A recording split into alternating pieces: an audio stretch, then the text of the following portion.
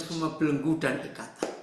Jadi setelah kita tahu diutus oleh siapa dan diutus kepada siapa, maka yang ketiga kita harus tahu diutus membawa apa. Oke ya, jadi bicara misiologi itu 3 hal ini penting. Kita ini diutus oleh siapa, kepada siapa, dan membawa apa. Misiologi itu hati Tuhan yang satu-satunya. Saya ulangi, misiologi utusan ini adalah satu-satunya hati Tuhan. Tolong kita harus tegas dalam hal ini. Bapa di surga tidak punya hati yang lain kecuali menyelamatkan semua manusia. Ini hati Bapa kita. Nah, si kunyuk setan itu merusak satu-satunya hati Bapa kita ini, ditambahi dengan hati yang lain yang jelas bukan dari hati Bapa kita di surga. Apa hati yang lain yang setan buat untuk gereja tertipu? Oh, mengerikan sekali. Setan berkata, buatkan gedung gereja yang megah. Buatkan sinode-sinode dengan dogma doktrin yang berbeda-beda. Lalu perang sendiri di antara kita anak-anaknya. Dan menyedihkan saudara, setan berhasil. Saya ulangi. Ketika satu-satunya hati Tuhan itu dibelokkan, diselewengkan, ya, dikacaukan oleh si jahat, lalu muncul hati Tuhan yang lain-lain, dan hati Tuhan yang lain-lain ini masuk ke dalam semua gereja. Kita buka dulu ayatnya supaya kita nggak ragu. 1 Timotius 2 ayat 4. Inilah satu-satunya isi hati Tuhan. Bukan 2, bukan 3, bukan 10, bukan 100, bukan 5. 1. Ya, perhatikan, ini hati Bapa kita di surga. Luar biasa. Yang menghendaki, jelas. Apa yang Bapa kehendaki? Supaya semua orang diselamatkan. Untuk memperoleh pengenalan kepada kebenaran. Ini satu-satunya ayat yang memberitahu kita. Maaf, mungkin saya bisa salah. Tidak teliti baca Alkitab. Tapi sepengetahuan saya, 1 Timotius 2 ayat 4 itu satu-satunya ayat yang memberitahu kita apa yang Bapa kehendaki. Jadi bukan 2, bukan 4, bukan 10. Kehendak Bapa cuma 1 dan ini tertulis. Supaya semua orang diselamatkan. Nah, setan merusak lagi. Bukan supaya semua orang diselamatkan, setan menggunakan sebuah konsep yang menghancurkan hati Bapa. Supaya semua orang dikristenkan. Setelah dikristenkan, itu buat setan belum cukup. Setan pecah-pecah lagi, setan kotak-kotak lagi. Kristen apa? Protestan, Reform, Baptis, Injili, Pantekosta, Katolik, Armenia, Calvinis, kacau saudara. Dan saya ulangi lagi, setan berhasil. Menyedihkan. Diselamatkan itu, inilah misi. Inilah misiologi. Apa itu diselamatkan? Memang ada banyak penafsiran, ada banyak penemuan tergantung dogma dan doktrin gereja masing-masing. Tapi kalau kita kembali kepada doktrin Alkitab, diselamatkan itu artinya dikembalikan ke posisi semula ketika manusia direncanakan untuk dilahirkan. Di mana ayatnya? Nggak usah dibuka, semua kita tahu. Kejadian 1:26. Jadi sebelum kita ada, Papa berfirman, baiklah kita menjadikan manusia, melahirkan manusia yang serupa dan segambar dengan dirinya. Itu wujud bentuk konkret manusia yang ada di hati dan benak Papa kita di surga. Supaya manusia itu serupa, segambar dengan dia, Papa kita di surga. Tapi ini dirusak. Aduh, menyedihkan. Dan perusaknya ada dua. Satu, setan sendiri yang merusak supaya gambar Tuhan tidak ada di hidup manusia, maka setan jadikan gambarnya di hidup manusia. Maka itu kita kenal kata yang sering kita dengar, wih dia kesetanan, wih dia kesetanan. Apa itu arti kesetanan? Ya orang yang kayak setan. Nah Tuhan tidak mau image-nya, gambarnya di hidup manusia itu dirusak. Maka itu seharusnya kata diselamatkan itu sederhana sekali begini. Kalau ada orang disebut kesetanan, maka seharusnya ada orang yang dikatakan kamu ketuhanan, saudara ketuhanan, saya ketuhanan. Lu betul tidak?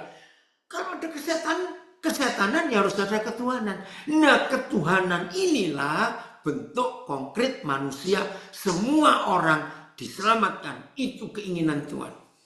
Gampang, gak usah sekolah teologi dulu untuk mengerti perbedaan kesetanan dan ketuhanan. Sekolah teologi itu mahal zaman sekarang. Buang waktu, maaf jangan tersinggung.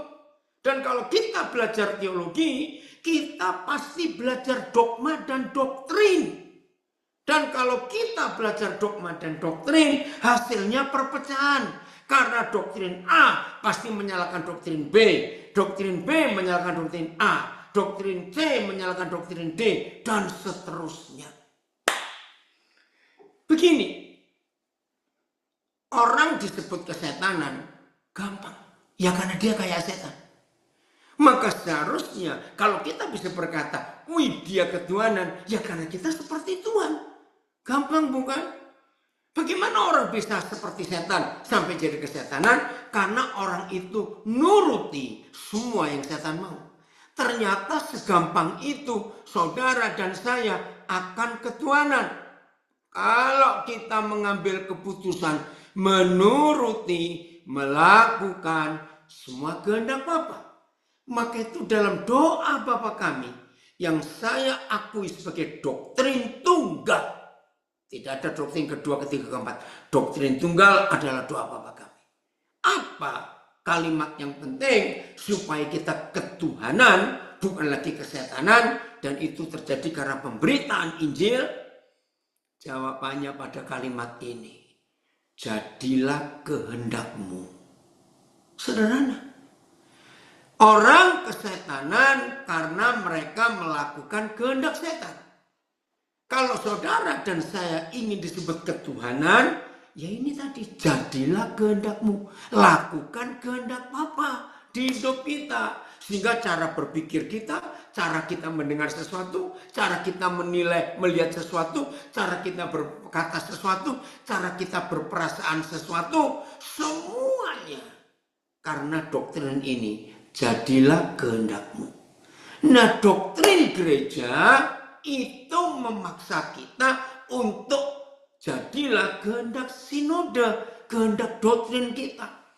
Maka itu orang Calvin gak akan suka pada orang Pantekosta. Orang Pantekosta tidak akan suka dengan Protestan. Orang Protestan gak akan suka dengan Katolik. Orang Katolik gak akan suka dengan Baptis. Orang Baptis gak suka dengan Advent dan seterusnya. Kacau dunia. Oh Tuhan ampuni kami. Jadi misiologi itu membuat manusia dikembalikan ke posisi semula waktu dijadikan. Apa posisi semula? Lagi sekali yang belum tahu silakan catat ayatnya. Kejadian 1 ayat 26. Itu saja. Yaitu serupa dan segambar dengan Tuhan. Setan merusak gambar diri Tuhan menjadi gambar diri setan di hidup manusia. Tuhan Yesus luar biasa. Nah, ini yang kita harus bawa. Maka itu saya ulangi, keinginan Papa, kehendak Papa, hati Papa hanya ada satu. Yaitu Papa ingin supaya semua orang diselamatkan. Untuk memperoleh pengenalan kepada kebenaran. Siapa kebenaran itu? Tuhan Yesus. Ada dalam firman-Nya. Itu saja yang Tuhan kehendaki. Ada yang tanya, bagaimana pendapat tentang keadaan dunia sekarang ini? Ya kayak setan semua. Nggak usah ditanya. Karena gereja gagal membuat diri manusia seperti Tuhan. Akhirnya dunia jadi seperti setan. Ini keadaan dunia sekarang. Jelas ya saudara. Nah, apa sarananya? Ingat loh tadi, kata misiologi ada 3. Kita diutus oleh siapa? Kedua, kepada siapa? Dan sebagai utusan apa yang kita bawa? Harus tahu itu. Nah, inilah yang kita bawa. Roma 1 ayat 16. Ini yang kita bawa. Ada pendeta besar dari Inobonto. Haleluya. Ya. Roma 1 ayat yang ke-16. Kita melihat ini. Sebab, semua orang yang menjadi murid Yesus itu dapat mandat, dapat tugas, dapat tanggung jawab. Pergilah kamu ke seluruh dunia. Beritakan Injil itu kepada semua makhluk. Itu Markus 16. Nah, setiap kita yang ada di dunia misi dan bergerak di misi, ayat 16 Roma 1 harus tahu. Ini Markus, ponaknya Renu Ginting. Maaf, Papi lupa. Ya, ini modal kita. Ini yang kita bawa sebagai utusan Papa di surga kepada dunia yang bengkok ini. Ini yang kita harus bawa. Sebab aku mempunyai keyakinan yang kokoh dalam Injil. Wah, luar biasa ini. Punya keyakinan. Hebat Yesaya. Betul, firman yang jadi manusia dan menjadi manusia Tuhan. Itulah ketuhanan. Makasih nak. Ini anak saya dari Nabiri memberi komen. Apa keyakinan kita? Saya keluar sebentar dari ayat ini, bicara tentang keyakinan. Contoh, kalau ada seorang atau lebih yang dapat tugas dari sebuah perusahaan untuk menjadi penjual, sales istilah kita di Indonesia, penjual perfume, ya penjual alat-alat rumah tangga, ya penjual obat-obatan, pokoknya sales. Penjual apa saja. Itu latihan utamanya adalah yakin bahwa produk yang ditawarkan itu memang punya kelebihan yang tidak dimiliki oleh produk yang lain. Sehingga kalau para penjual itu bertemu dengan calon pembeli, maka mereka harus yakin bahwa barang ini memang hebat. Nah, saya beri contoh gampang aja. Apa yang terjadi dengan saudara? Kalau tiba-tiba datang 2-3 orang penjual parfum menawarkan ini parfum mahal, ini parfum begini. Tapi begitu mereka dekati saudara, hidung saudara bau sesuatu. Bau apa ini? Maafin. Ternyata bau badan si penjual parfum ini minta ampun busuknya. Ayo jujur, mau beli? Maafin, saya beri contoh jelek. Ya jelas tidak. Kamu nawarin kami parfum, tapi bau badanmu ampun deh. Nah itu ilustrasinya. Ayo lihat lagi Roma 1 ayat 16. Dari Brisbane, anak saya gabung juga. Lihat, ini contoh penting. Jadi kalau saudara bermisi, misiologi, dan misi itu produk yang kita tawarkan cuma satu, yaitu Injil. Tidak boleh yang lain, harus Injil. Sebab aku mempunyai keyakinan yang kokoh dalam Injil, tidak bisa goyah. Saudara bersyukur kepada Tuhan. Tahun ini saya bersyukur 53 tahun saya memberitakan Injil. Saya pertama kali memberitakan Injil itu 26 Agustus tahun 1972. Dan bersyukur sampai hari ini Tuhan memampukan saya untuk tidak goyah di dalam menyampaikan Injil. Sebab aku mempunyai keyakinan yang kokoh dalam Injil. Karena Injil adalah kekuatan Tuhan. Kuasa, otoritas, power yang menyelamatkan. Nah, kembali kata diselamatkan. Yaitu mengembalikan posisi manusia yang sekarang kesetanan ini menjadi ketuhanan. Ini kekuatannya, yaitu Injil. Saya ulangi, sebab aku mempunyai keyakinan yang kokoh dalam Injil, karena Injil adalah kekuatan Tuhan yang menyelamatkan setiap orang yang percaya. Nah, jadi saudara dan saya dalam bermisi harus bisa meyakinkan orang yang kita beritakan Injil itu supaya mereka percaya. Yaitu tadi cara percayanya, penjual parfum harus meyakinkan bahwa parfum ini hebat. Bau badan kita bagaimana? Menawarkan vitamin, suplemen-suplemen, tapi kalau yang menawarkan wajahnya pucat, tidak ada semangat, kelihatan loyo, siapa mau beli suplemen dan vitamin itu? Bersyukur kepada Bapa di surga, Tuhan memampukan untuk saya menjadi pemberita Injil itu. Karena saya punya keyakinan dan buat orang percaya. Pertama-tama orang Yahudi, tetapi juga orang Yunani. Saya cuma bersaksi ya, kemuliaan bagi Tuhan. Hari Kamis yang lalu itu tanggal berapa ya? 27 November. Saya tiba di Belanda. Ya. Terus besok hari Jumatnya saya harus berangkat ke Frankfurt. Nah, saya selalu bertanya kepada Tuhan, apa yang saya harus buat? Saya harus memberkati siapa?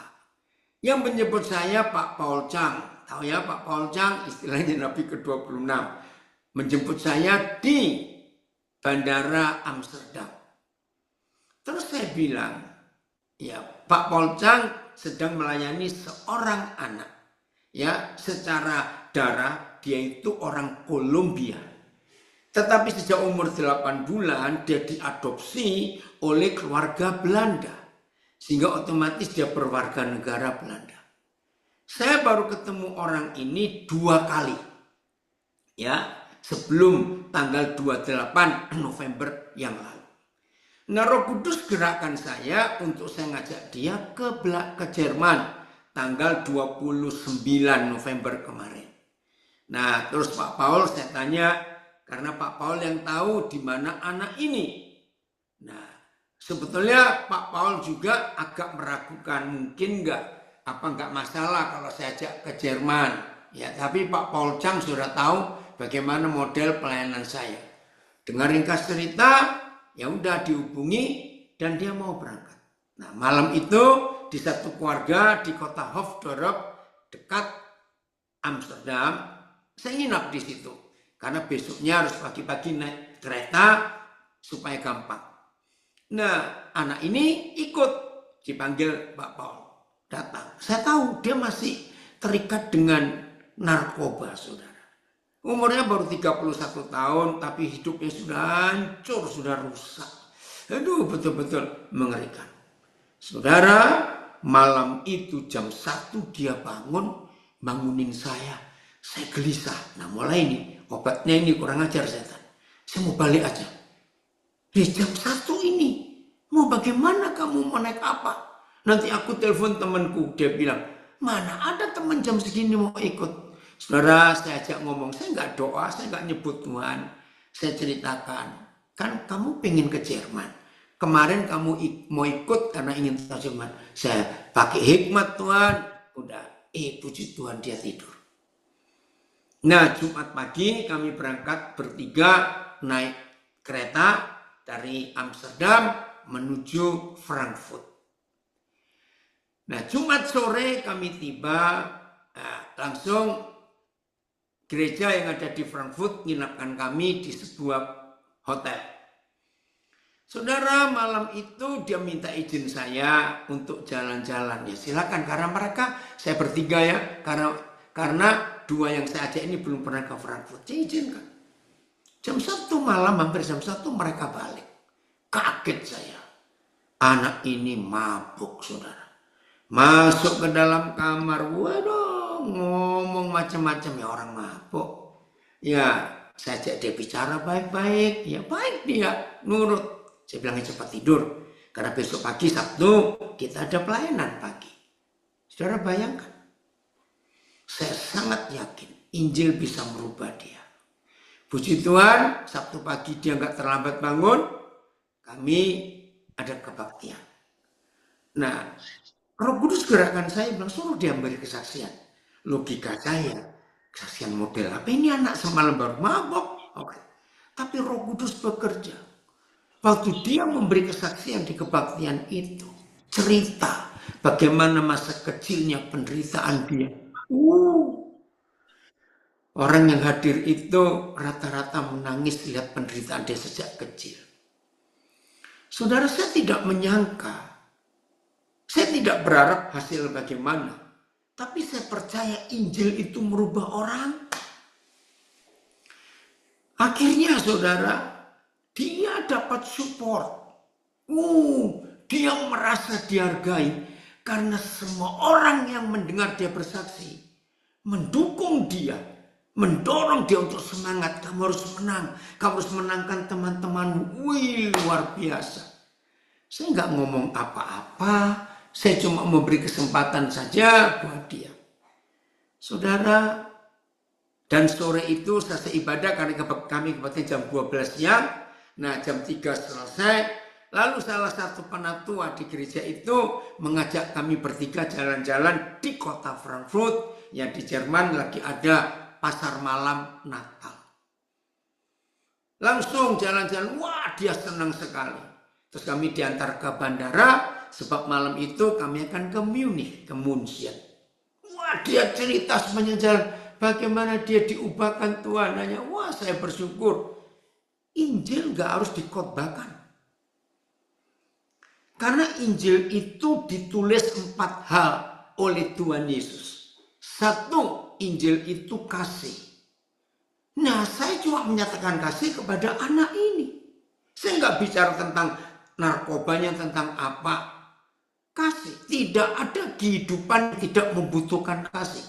Tolong para misiolog, para misionari, perhatikan 4 hal ini yang tercatat di Alkitab. Dan Tuhan Yesus yang mengatakan, 1, Injil itu kasih.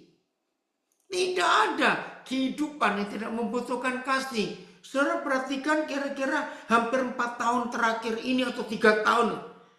Di sosial media kita, di Reel, di YouTube, ya ada film-film pendek tentang bagaimana hewan-hewan yang jahat, hewan buas, tapi begitu disayangi, termasuk burung-burung. Lihat aja di sosial media, hanya dikasihi hewan-hewan itu, termasuk ikan hiu yang di laut. Pernah perhatikan? Tolong lihat itu.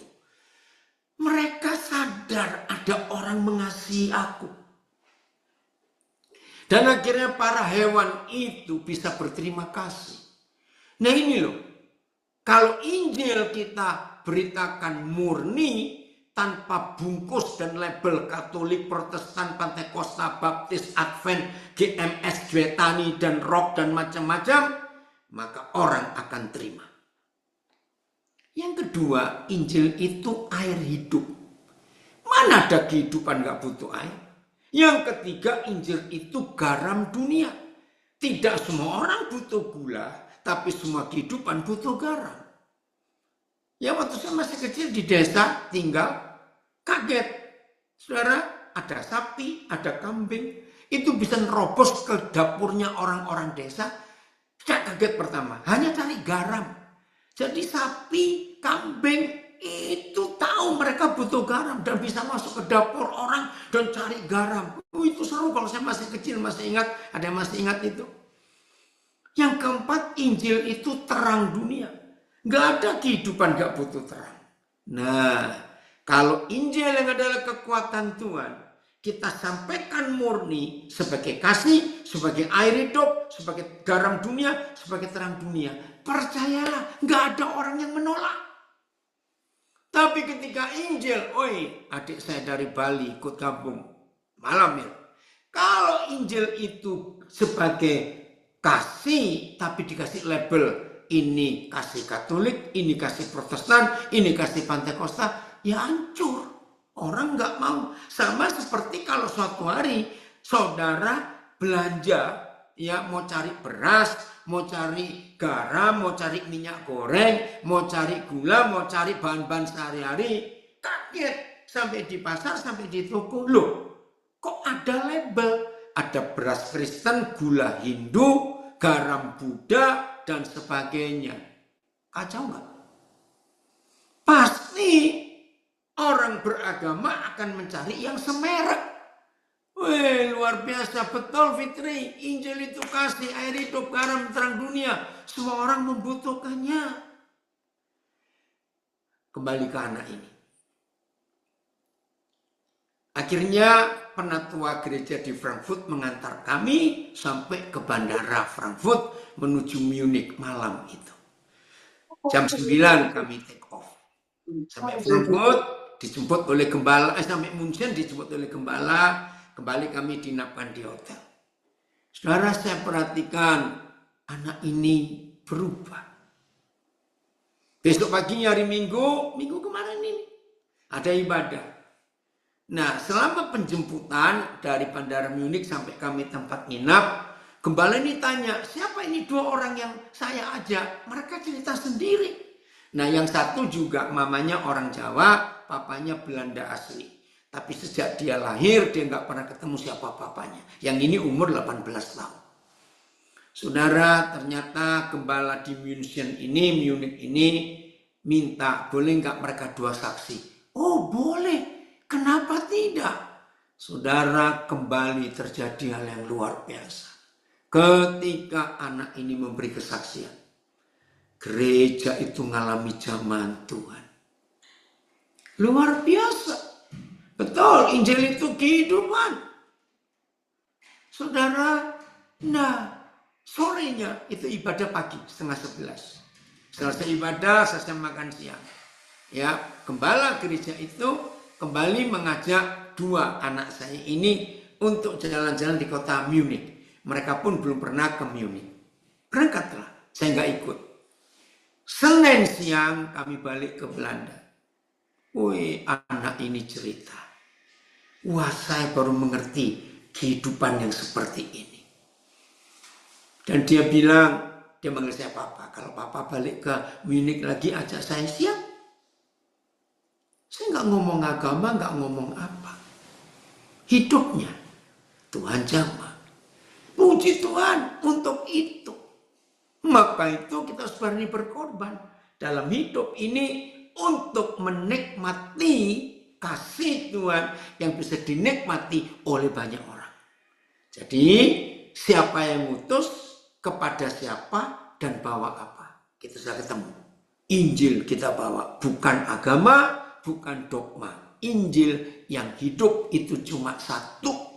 Yesus Kristus Tuhan. Dan Tuhan Yesus ini biar jadi Yesus yang asli. Jangan Yesus dipaksa untuk pakaian jubah Katolik, jubah Protestan, jubah Armenia, jubah Calvin, jubah Pantekosta, jubah GMS, jubah Betani, jubah Rock, jubah GPDI. Jangan. Biar Yesus itu Yesus. Jangan dibungkus pakai apa-apa. Jangan ada label. Ini yang buat kacau dunia. Jelas ya, Injil itu kekuatan Tuhan yang luar biasa.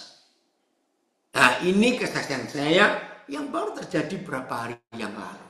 Betapa hebatnya kuasa Injil itu. yang bisa merubah orang. Sekarang yang saya mau ceritakan ada di Sorong. Ya, puji Tuhan. Suatu pagi sudah cukup lama ini ya. Saya tiba di stasiun Jogja. Ya, saya berangkat dari Jakarta. Karena saya diundang oleh GKKD waktu itu di Jogja. Nah, saya sadar taruh pagi. Jadi memang saya sengaja tidak minta dijemput. Karena kereta sampai 3:30 pagi. Ya saya tunggu aja di stasiun dulu. Ya, saudara, begitu saya duduk cari tempat duduk yang kosong, kaget saya. Di depan saya ada orang tidur. Saya tidak tahu ini laki perempuan umur berapa karena seluruh badannya selimutan sarung. Nah, saya tunggu, saya nggak mau bangunkan dia. Tunggulah sampai dia bangun sendiri. Saya memang berdoa, Papa, kalau saya hanya bisa dapat tempat duduk di sini, nggak ada tempat duduk yang kosong lagi yang lain, saya berharap saudara ini akan bangun sebelum saya dijemput. Ya udah, saya tunggu aja. Ya.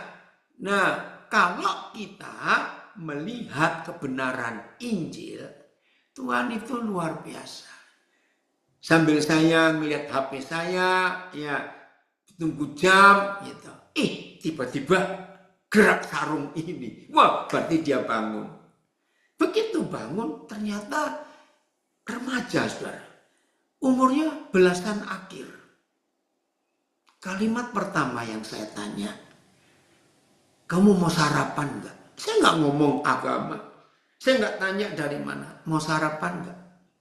Saudara sambil kocak-kocak mata, dia mengangguk. Mau sarapan enggak? Ya, dia mengangguk, maaf. Ya udah. Oke, saya tanya, kamu pengen sarapan apa? Dia bilang yang ada saja. Oi, Pak Semi. Orang Bandung hebat, kumaha ada mana ya. Ya udah, nah saya tolak-tolak, agak nggak terlalu jauh ada kantin yang sudah buka. Terus saya bilang pada dia, tolong jagakan barang saya ini, saya akan beli sarapan untuk kamu. Nggak lama saya balik, saya juga ikut makan supaya enak. Terus saya tanya, kamu asal dari mana? Dari Lampung. Oh ya? Kenapa kamu bisa sampai Jogja? Ya, saya itu cari kerjaan. Karena saya tinggal dengan ibu saya nggak punya bapak. Tapi sampai Jogja saya ditipu. Sehingga saya nggak tahu ini mau kemana. Seberapa hari kamu di Jogja? Hampir seminggu. Oh iya? Aduh. Lah selama ini kamu tinggal di mana? Ya di stasiun ini. Waduh. Begitu kamu tunggu ya.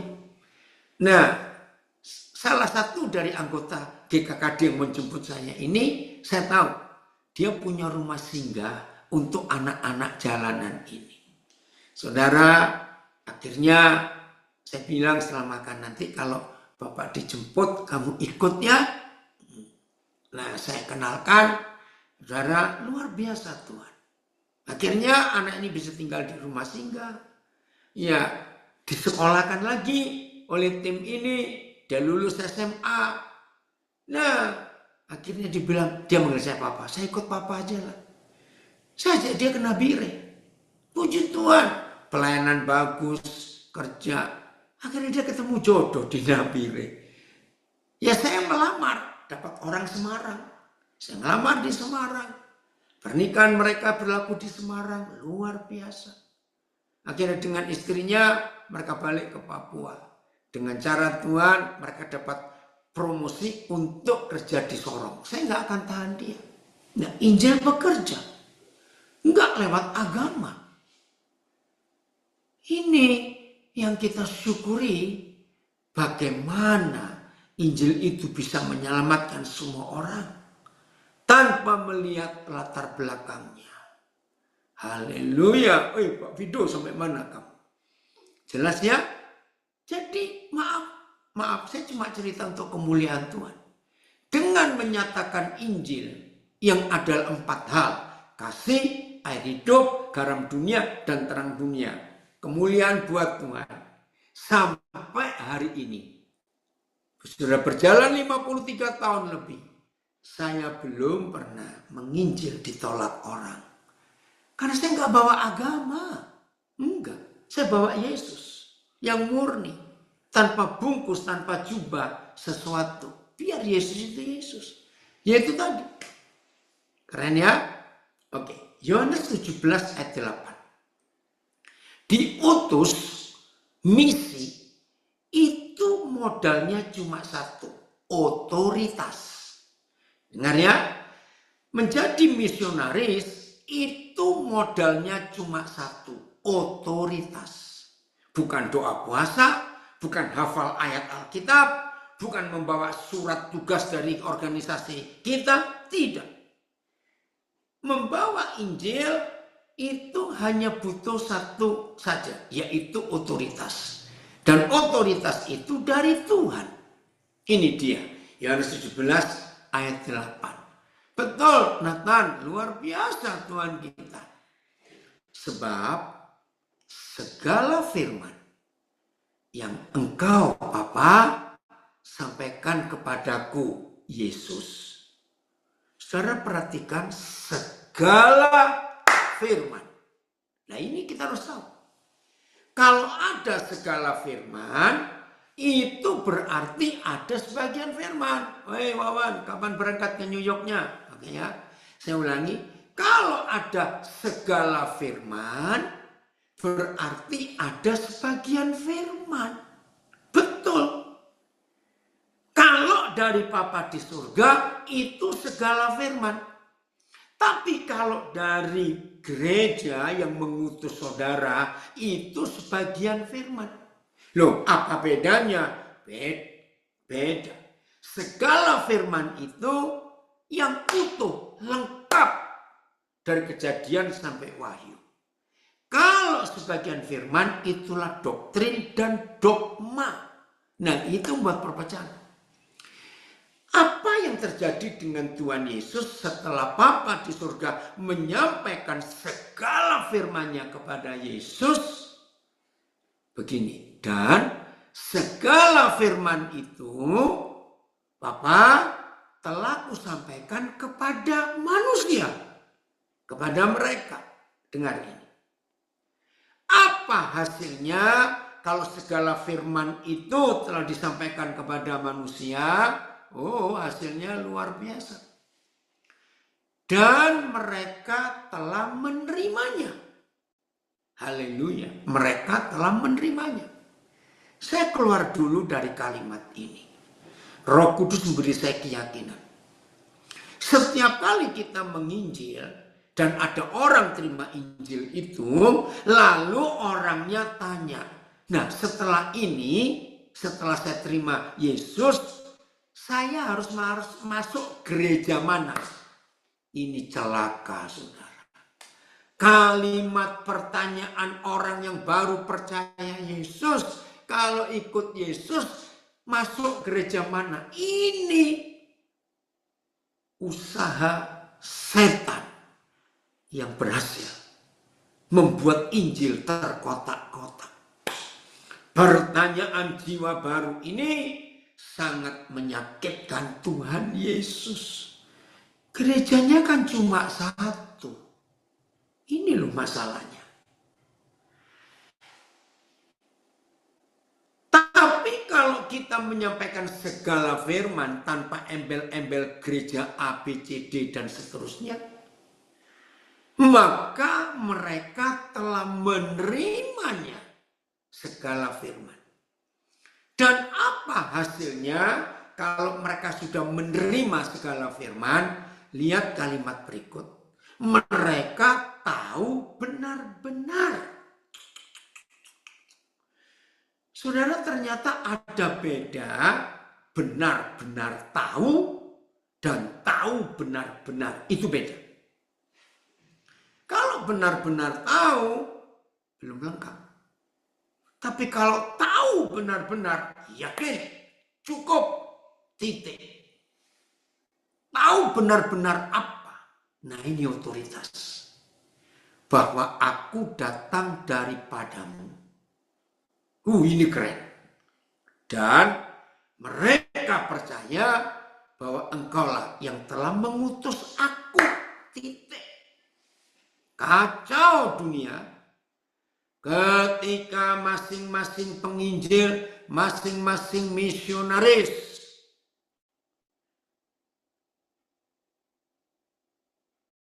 mendatangi orang-orang untuk terima Injil, tetapi yang mereka tahu, saudara dan saya diutus oleh organisasi. Kacau. Maka itu kita harus berubah mulai hari ini. Dunia harus tahu bahwa saudara dan saya bukan diutus organisasi. Ini otoritas terhebat. Jadi sebagai misionaris bergerak di bidang misiologi, orang-orang yang kita datangi dan orang-orang yang akan kita bagikan Injil keselamatan itu harus tahu benar-benar bahwa kita tidak diutus oleh gereja ABCD. Mereka tahu bahwa kita diutus oleh Injil itu sendiri. Tanpa embel-embel nama Katolik, Protestan, Reformed, ya Calvin, Pentakosta dan macam-macam, tidak. Setelah mereka tahu kita dari siapa, belum selesai, lihat kalimat terakhir. Ini loh, yang selama ini kita gagal bermisi, bahwa engkaulah Bapa yang telah mengutus aku. Wah, ini keren. Saya ulangi lagi yang baru gabung supaya tahu. Masih ingat kalimat pertama yang saya katakan tadi waktu kita baru mulai? Bermisi ada 3. 1, diutus siapa? 2, kepada siapa? 3, apa yang kita bawa? Ingat ya? Nah, kalau ini kita temukan di Yohanes 17 ayat 8, maka ketika setan-setan tahu bahwa saudara dan saya diutus oleh Bapa di surga, ya, saya ulangi, ketika setan-setan tahu bahwa saudara dan saya diutus oleh Bapa di surga, mereka tahu benar-benar setan itu nggak akan berani menghalangi kita karena mereka tahu kita diutus siapa. Loh, keren, terima kasih Bapak. Maka itu saya katakan modal utama seorang utusan Injil bukan gelarnya, bukan pengalamannya, tapi otoritas ini loh. Dan otoritas ini datang bukan karena kita rajin doa puasa, karena segala firman tidak dikotak-kotak, tidak dipecah-pecah, yang kita terima dari Bapa di surga. Luar biasa. Hei, Nova, assalamualaikum. Ini anak saya masih muslim, suka dengar juga. Wow, betul. Nah, jadi kalau saudara misionaris, tetapi bawa surat tugas organisasi gerejamu, setan, ya nak, Papa nggak cuma berdoa untuk yang di Sumatera. Dengan tim, Papa sudah kirim berapa bantuan. Makasih nak. Saya ulangi. Surat gereja dari Roma. Surat gereja dari Denpasar. Surat gereja dari Surabaya. Surat gereja dari Bandung, dari Semarang. Gereja-gereja besar itu yang saudara bawa untuk memberitakan Injil. Catat. Setan nggak bisa baca. Dan setan nggak terpengaruh dengan surat gerejamu. Dengar ini baik-baik. Setan hanya terpengaruh kalau mereka tahu kita diutus oleh Bapa pencipta alam semesta. Wih, luar biasa. Dan supaya setan tahu saudara dan saya membawa mandat mutlak dari kerajaan yang tak tergoyahkan itu, yang rajanya namanya Yesus Kristus Tuhan. Itu hanya karena segala firman yang kita terima lengkap, nggak ada dogma, nggak ada doktrin, firman yang nggak dipecah-pecah, utuh, komplit, sempurna. Kalau itu yang kita sampaikan, setan akan minggir karena ini otoritas. Keren ya, Yohanes 17 ayat 8 itu. Wih, luar biasa. Kisah Rasul 1 ayat 8. Kisah Rasul 1 ayat 8. Woi, Lexi, ini sahabat baik saya. Tadi kode telepon ya, Lexi, terima kasih ya. Salam buat semua saudara-saudaramu, lama nggak ketemu ya. Lihat ini Kisah Rasul 1 ayat 8. Tetapi kamu, kita murid-murid Yesus, akan menerima kuasa, menerima otoritas ketika Roh Kudus turun ke atas kamu. Dan kamu akan menjadi saksiku di Yerusalem, seluruh Yudea, Samaria, sampai ke ujung bumi. Ini otoritas. Haleluya. Terima kasih Bapak. Saudara, jadi modal utama utusan Injil bukan surat gereja. Maaf, bukan gelar. Mau master teologi, doktor teologi, setan berkata pret. Maaf. Karena setan gak bisa baca tulisan manusia dan kertas-kertas buatan gereja manapun juga. Catat ini baik-baik. Setan hanya mengakui saudara dan saya diutus siapa. Haleluya. Ini luar biasa. Menjadi saksiku. Kembali setan menyelewengkan. Menjadi saksi diubah menjadi pengkhotbahku. Itu teologi. Nah, karena diubah menjadi pengkhotbah daripada yang seharusnya jadi saksi, maka rata-rata murid-murid Tuhan Yesus itu takut menginjil. Karena merasa tidak sekolah teologi. Maka itu takut. Nah ini rusak. Saudara perhatikan. Semua cara setan merusak firman. Justru pakai firman. Ini kurang ajar. Menjadi saksi itu nggak perlu sekolah. Menjadi saksi itu hanya menceritakan ulang apa yang dialami, yang dirasakan, yang dilihat, yang didengar. Itu saja, ceritakan lagi. Nggak boleh ditambahin, nggak boleh dikurangi. Kalau saudara sempat ketemu beberapa anak-anak saya yang pernah tahu pengalaman ini. Lebih dari 1-2 kali, saudara. Saya naik taksi, naik angkot. Maka itu sampai hari ini, demi Injil, saya tidak pernah ingin punya mobil. Demi Injil. Saya naik kendaraan umum. Untuk bisa cerita tentang kehidupan yang sesungguhnya. Nah, berapa kali terjadi dengan istri saya. Terus saya kalau naik taksi kan harus 4 orang, ya toh, 3 di belakang, 1 sebelah sopir. Nah, kali itu ada kami pergi dengan satu anak kami yang Irian, Papua, satu yang Batak. Wah, di taksi itu kami rame berempat cerita. Terus supir taksi ini nyeletuk. Pak, Bapak kan Tionghoa. Ya kenapa? Kok anak Bapak lain?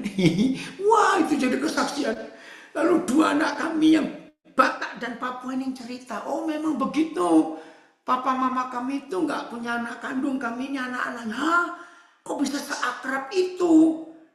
Apakah pada sebuah? Nah, 2 anak jawab. Iya Pak. Papa mama kami nggak bedakan warna kulit. Nggak bedakan bentuk rambut. Oh iya? Oh, akhirnya cerita. Saudara tahu, begitu kami turun bayar, loh, sopirnya ikut keluar. Saya heran, kenapa dia keluar? Saudara tahu, begitu kami keluar berempat, sopir di luar taksi juga.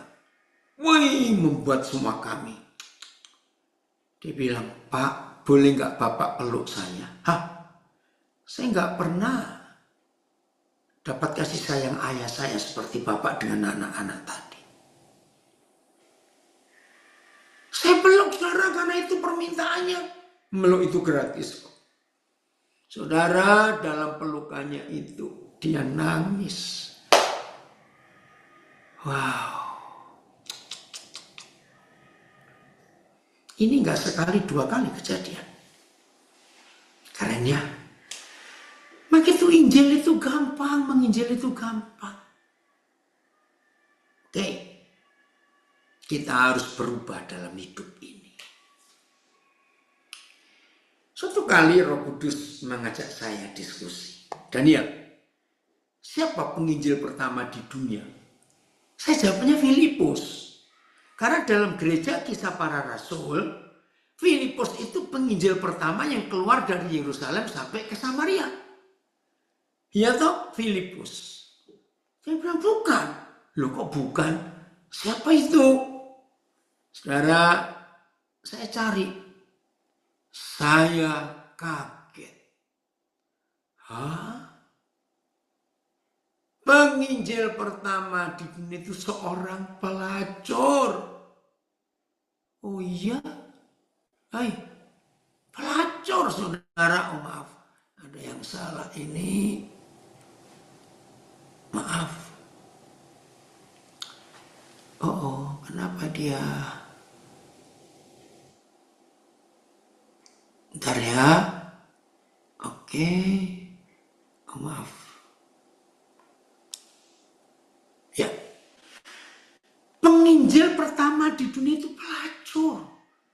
Bukan pendeta, bukan lulusan sekolah teologi. Ini ayatnya. Yohanes 4 ayat 39.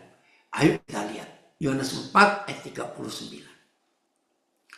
Dan banyak orang Samaria dari kota itu. Ini misionaris pertama di dunia. Dan banyak orang Samaria dari kota itu telah menjadi percaya kepada Yesus.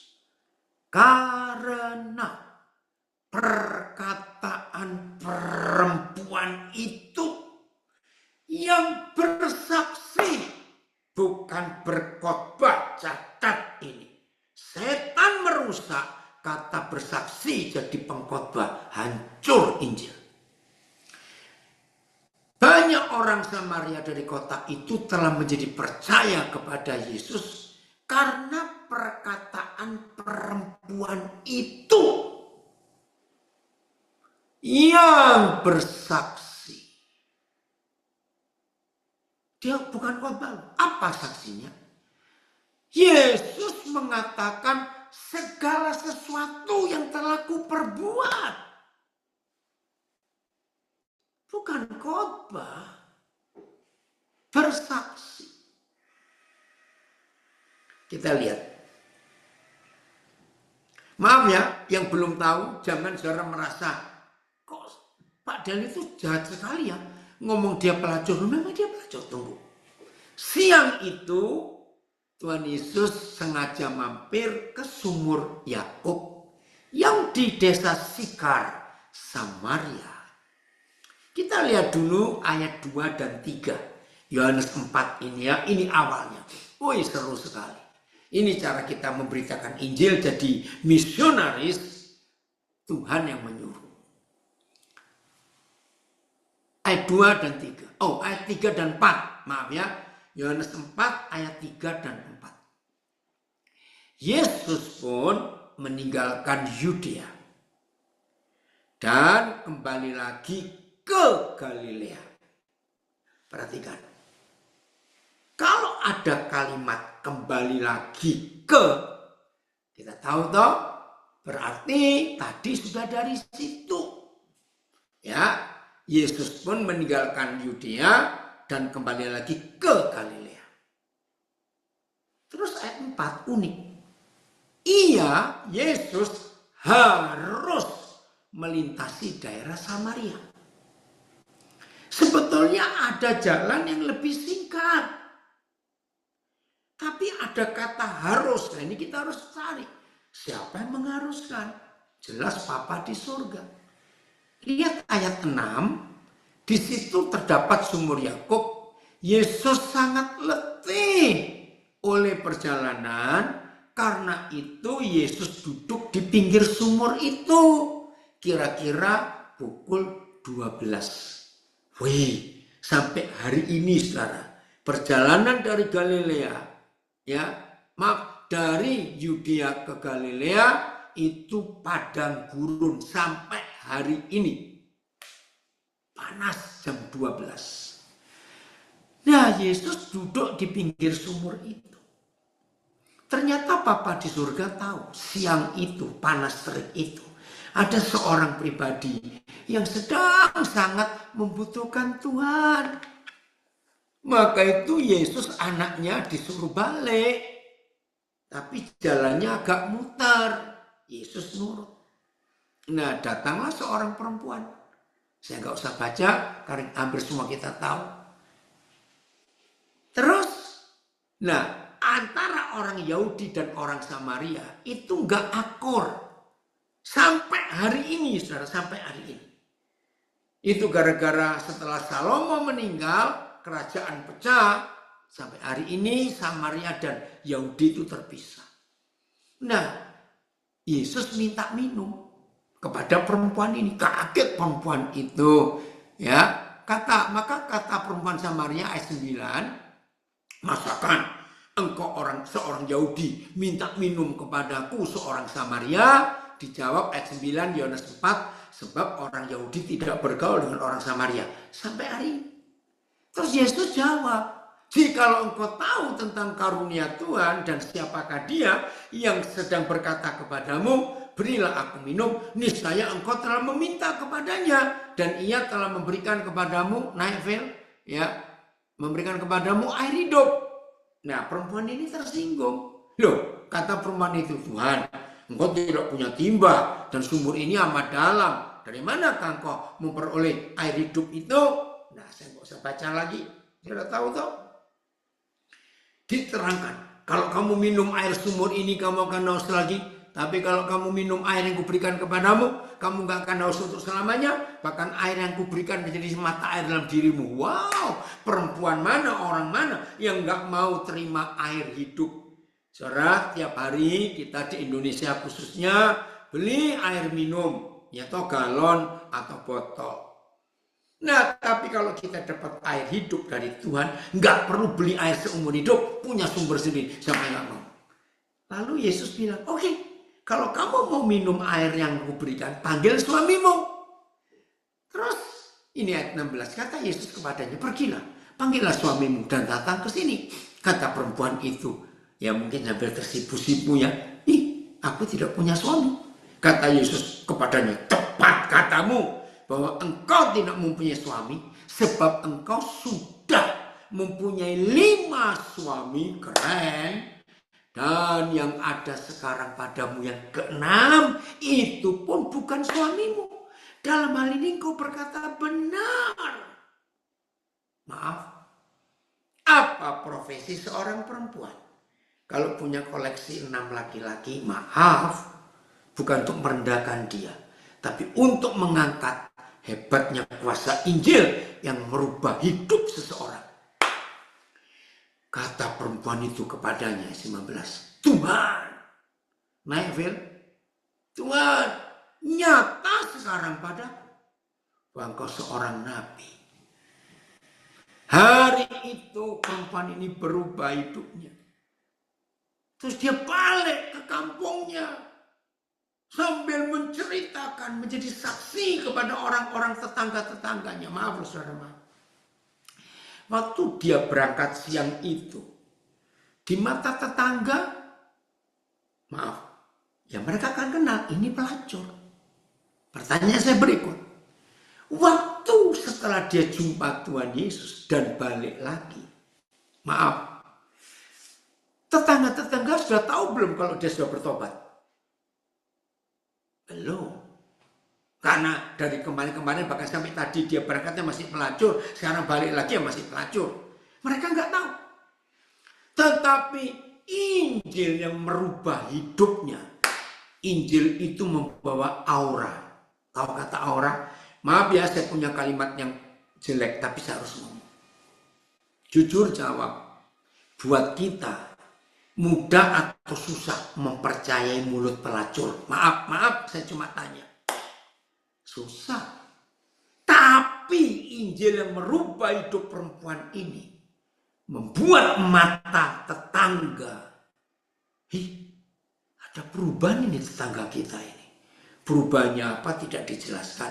Tapi yang jelas tetangga-tetangga sekampungnya jadi percaya Yesus karena dia bersaksi. Nah ini loh. Jadi kesimpulannya sebelum saya serahkan kepada Pastor Kevin, menjadi misionaris itu tidak susah. Katakan amin. Hanya bersaksi apa yang kita alami, perjumpaan kita dengan Tuhan Yesus.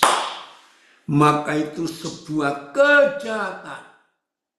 Kalau kita mengaku murid Yesus, orang percaya. Tapi mulut saudara terkunci rapat. Kalau mau bicara tentang Yesus. Tetapi nyeblak. Mulut ember dan mulut bocor. Kalau kita ceritakan tentang orang lain. Bertobat kamu para penjahat. Dalam nama Yesus. Saya ulangi. Kalau saudara mengaku murid Yesus, pernah berjumpa dengan Yesus entah kapan, tapi mulutmu sulit bersaksi tentang dia yang luar biasa. Tapi mulutmu mulut ember dan mulut bocor. Kalau engkau pinter gosip dan ngomongin orang lain, bertobat saudara. Yang seharusnya kita ini jadi duta-duta Injil, jadi duta kerajaan surga. Tapi akhirnya banyak di antara kita jadi duta neraka dan agen-agen setan. Hanya menceritakan jeleknya orang, menggosip, bertobat. Roh Kudus yang di dalam kita membuat kita berani bersaksi tanpa takut. Tuhan Yesus memberkati kita semua. Mulai hari ini jangan takut bersaksi, nggak perlu sekolah. Hanya menceritakan ulang apa yang kita alami waktu berjumpa dengan Tuhan Yesus. Itu saja. Katakan apa kabar kamu? Amin. Oke, saya kembalikan dulu kepada Pastor Kevin. Kevin mau bagaimana? Ayo, mau diskusi, mau apa? Silakan. Ya, shalom Koden. Shalom. Terima Ya, kasih. saya keluar dulu ya. Apa ini? Matikan videonya. Terima kasih. Banyak kali berkat-berkat yang kita sudah dapatkan ya Bapak Ibu ya. Tadi saya harus ganti popok anak dulu ini. Tidak apa-apa, karena istri sedang jadi dosen. Amin. Iya. Ya, kita bersyukur Bapak Ibu saudara-saudara ya, bahwa esensi daripada Injil tadi itu sendiri sudah disampaikan yang sangat penting buat kita semua. Ada 4 hal yang saya catat di sini. Tadi adalah Injil itu kasih, Injil itu air hidup, Injil itu garam dunia, dan Injil itu adalah terang dunia. Sebagai seorang misionari atau orang yang akan membawa Kristus, bersaksi membawa Kristus, perhatikan tadi ya, bahwa kita tidak Dia bicara tertawa itu. Hai, kenapa? Halo. harus pintar bicara Bapak Ibu ya. Apa yang kita lihat, apa yang kita dengar, itu yang kita saksikan, katakan amin. Amin. Amin. Dan perhatikan, lalu saya sering sekali kalau dengar Koden itu khotbah bilang lebih baik jadi pelita daripada jadi pendeta begitu. Jadi kalau kita jadi pendeta belum tentu jadi pelita, tapi kalau kita jadi pelita ya bisa jadi kita pun seorang hamba Tuhan atau pendeta yang memang organisasi. Begitu. Jadi esensinya adalah kita harus menjadi pelita, katakan amin. Amin. Tangkap sesuatu yang kuat tadi dari pesan beliau, yaitu daripada kasih. Injil itu kasih, produk yang kita bawa. Menarik ya tadi dalam misiologi yang kita harus perhatikan, kita nggak mungkin jual parfum kalau badan kita sendiri bau ya. Betul. Kan itu tadi analogi yang menurut saya sangat bagus sekali. Dan saya juga lihat kalau orang jual suplemen, tadi yang dikatakan tadi ya, dia jual suplemen. Bayangkan seorang yang badannya sangat besar datang, nah sama Anda, lalu jual suplemen pelangsing. Nah dia sendiri badannya besar. Anda pasti tanya, lah kok kamu sendiri jual pelangsing, kamu sendiri nggak langsing, kan gitu ya. tentunya Anda akan meragukan produk yang dijual. Nah, seperti itu juga. Ya, ketika kita membawa Injil, produk Injil itu tadi kan bagaimana caranya kita menjual. Kita itu kan marketingnya Tuhan, katakan amin. Amin. Kita harus menjual satu produk yang namanya itu Injil Kerajaan Allah. Jelas sekali tadi, bukan Injil gereja ABCD. Justru Injil gereja dibungkus ABCD itu bikin masalah ya Bapak Ibu ya. Justru itu yang bikin pertengkaran, keributan. Nah, ini kita harus paham bahwa kita diperintahkan dari awal itu membawa yang namanya Injil Kerajaan. Sama-sama katakan Injil Kerajaan. Injil kerajaan. Jadi itu yang Pak Saudaranya katakan Injil sepenuh itu, yang lengkap itu ya, karena diutus oleh Bapa. Kuncinya dalam misiologi kita harus menerima tadi otoritas. Nah, itu Anda harus perhatikan. Otoritas itu diterima kalau Anda diutus oleh Bapa, bukan sekedar diutus oleh organisasi. Nah, kalau Anda menerima Roh Kudus, maka Anda akan menerima otoritas. Katakan amin. Ya. Nah, ini kita sama-sama lihat bahwa Injil itu kasih. Kasih itu tadi ada kesaksian-kesaksian Pastor Daniel di mana dia sampaikan bahwa kasih itu yang memenangkan bahkan sebelum kita menyampaikan berita Injil itu sendiri. Amin. Perbuatan kasih itu juga udah menyelamatkan ya, mengubah. Karena Injil adalah kasih. Ada satu istilah yang pepatah yang sering saya dengar itu adalah lebih baik eh, lebih baik satu tindakan nyata daripada 1000 khotbah atau 1000 perkataan kita. Bukan berarti khotbah perkataan tidak penting ya, tetapi yang orang ingat dan orang dengar itu kan adalah tindakan kita ya. Itu hanya istilah atau peribahasa, lebih baik satu tindakan daripada 1000 perkataan. Begitu. Nah, seperti itulah kalau anak kecil ya, saudara mungkin di sini yang punya anak kecil. Kita kalau ngomong sesuatu kan dia belum ngerti, tidak dilakukan. Tapi begitu kita kasih contoh-contoh anak saya kasih contoh tepuk tangan. Nah, nggak lama dia bisa tepuk tangan, Bapak Ibu. Dan gitu saya kasih contoh apa tos, yang bilang begitu ya. Saya kasih tangan saya, dan gitu saya kasih tangan dia ke tangan saya, tos. Nah, saya bilang itu tos namanya. Begitu naik lain kali-kali saya kasih tangannya, saya bilang tos, dia udah ngerti tuh. Nanti dia pukul tangannya, tos, begitu ya. Nah itu saya ajarin. Bentar Bapak Ibu, ada paket sebentar ya, saya harus ambil sebentar. Mohon menunggu sebentar.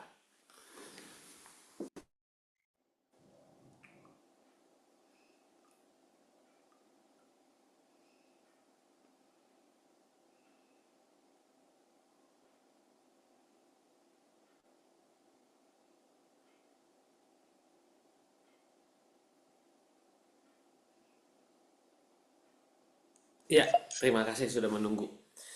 Nah, saya ajarkan lagi tadi ya. Hal sayang papa gimana? Saya taruh tangannya di pipi saya, di pipi mamanya. Nah, ini sayang papa, ini namanya sayang mama. Nah, itu jadi anak kecil kan memang lebih gampang lihat contoh Bapak Ibu daripada daripada dengan perkataan. Nah, Anda yang sudah punya anak yang udah pada besar pasti paham ya. Anak kecil itu gampang sekali meniru. Nah, seperti itu juga esensi dari misiologi yang saya tangkap tadi yang Pastor Daniel Alexander sampaikan bahwa Injil itu merupakan contoh atau teladan yang kita berikan. Tadi kan contoh-contohnya jelas sekali ya diberikan bahwa sebelum Injil itu sendiri diberitakan, penginjilnya harus diterima. Katakan amin. Amin. Ya, bagaimana Anda mau menjual produk kalau penjualnya belum diterima? Yang lebih penting dari produknya adalah penjualnya. Kenapa Yesus ditolak? Karena penjualnya yang tidak merepresentasikan tadi. Begitu. Nah, oleh karena itu jelas sekali yang dikatakan bahwa saya selalu katakan berulang-ulang bahwa setan nggak takut dengan gelar kita begitu ya. Begitu juga orang nggak peduli. Itu yang selalu saya katakan, orang nggak peduli Anda mau S2, S3, S1 teologi ya. Yang orang lihat Anda punya kasih enggak. Ini dalam realita misiologi. Itu Anda harus paham. Orang nggak akan lihat, oh Anda gelarnya PDM, PDP, PDT. Orang di luar sana mana paham Bapak Ibu apa bedanya PDP, PDM, PDT. Itu mereka nggak paham. Kita yang berorganisasi yang paham. Orang di luar sana nggak paham. Yang namanya STH, MTH, dokter teologi, mereka nggak paham. Betul tidak Bapak Ibu ya? Yang mereka lihat dalam bermisi apa? Sikap Anda, attitude Anda, kasih Anda. Mereka nggak peduli Anda dari gereja mana, pendeta besar, atau Anda sudah punya berapa jemaat. Orang tidak peduli. Dan setan pun nggak peduli tadi yang dikatakan. Dalam realita bermisi adalah sikap Anda. Sebelum Anda menyampaikan Injil itu, nah maka Anda harus perhatikan attitude Anda, kasih Anda. Tadi dikatakan bahwa anak itu ketika bangun-bangun sama pas saudara ditanya, kamu udah sarapan belum? Bukan ditanya, kamu udah kenal Yesus belum? Bukan, Bapak Ibu. Menarik itu. Statement pertama yang ditanya adalah, kamu udah sarapan belum? Kenapa? Karena kalau misalnya belum makan, setannya percuma, Bapak Ibu. Masih kelaparan dia. Mau dikasih Injil, mau ditanya siapa Yesus, gua lapar, bukan butuh Yesus, dia bilang. Begitu. Ini Anda harus paham dalam bermisi itu tadi ya. Yang ditanyakan, kamu itu udah sarapan belum? Itu. Saya hampir harus sambil nengok ya Bapak Ibu ya, karena saya harus lihat anak saya. Siapa tahu dia makan sesuatu repot nanti. Ya, kembali lagi ya. Itu orang itu ketika kita melakukan misi membawa produk tadi, kadang kita itu ada yang namanya hard selling Bapak Ibu, ada soft selling, ada hard selling. Orang-orang misionari-misionari yang hard selling itu belum apa-apa dia teriakin, woi, kamu percaya Yesus nggak? Kalau nggak kamu masuk neraka. Nah ini hard selling saya bilang. Benar nggak Bapak Ibu? Tapi yang dilakukan Koden tadi kan itu soft selling ya, begitu. Dengan kamu udah makan belum? Oh sudah. Belum makan dikasih makanan. Jaga tas saya mau beli makanan. Saya nggak, saya sih hebat menurut saya. Koden bisa percayakan itu tasnya sama orang baru kenal. Untung dia nggak bawa kabur itu ya. Tapi ya itulah, itu dalam bermisi itu kadang ada hal-hal resiko-resiko betul. Kadang kita baik sama orang malah ditipu ada juga. Tetapi ya kembali lagi kasih itu ya kita tunjukkan bagaimana kan seperti itu. Nah, dalam bermisi tadi digaris bawahi bahwa Allah itu kasih. Tuhan itu melihat kasih kita.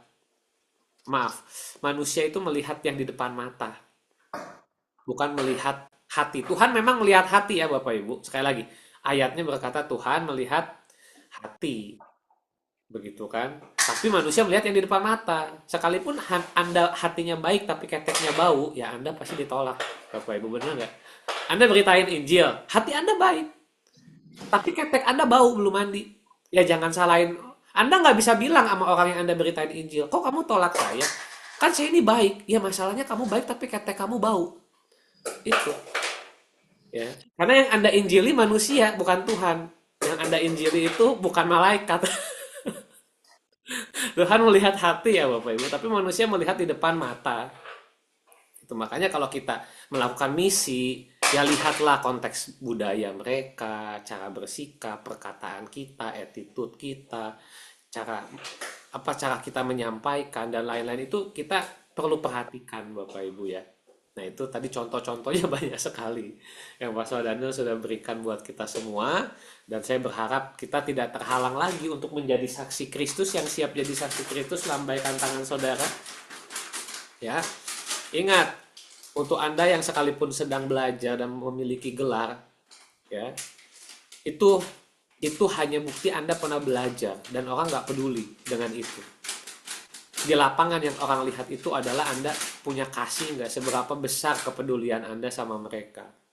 Itu yang benar-benar harus diperhatikan. Ya, itu yang saya lakukan dan tim-tim kita di Papua lakukan. Pak Saudara ini kan di Nabire. Kalau kita Open Heaven ini Pak Saudara di Sorong. Kita di Sorong ada 10 rumah singgah. Ada 400 anak kita tampung di sana. Dan 200 anak muda kurang lebih. Dan kita nggak bawa bendera gereja. Kenapa? Karena di Papua itu, begitu Anda bawa bendera gereja, mereka langsung tolak, Bapak Ibu. Itu di Papua seperti itu, di kota Sorong terutama ya. Begitu tahu itu dari gereja apa, mereka nggak mau. Oleh karena itu kita nggak bergerak bawa bendera gereja.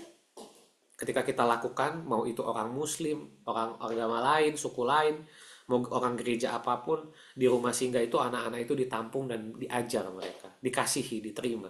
Dan dampaknya adalah ya, Injil itu menyebar Bapak Ibu. Seperti yang tadi sudah disaksikan oleh Pastor Daniel. Seperti itu. Jadi mari kita terus memperlengkapi diri kita lebih luar biasa lagi.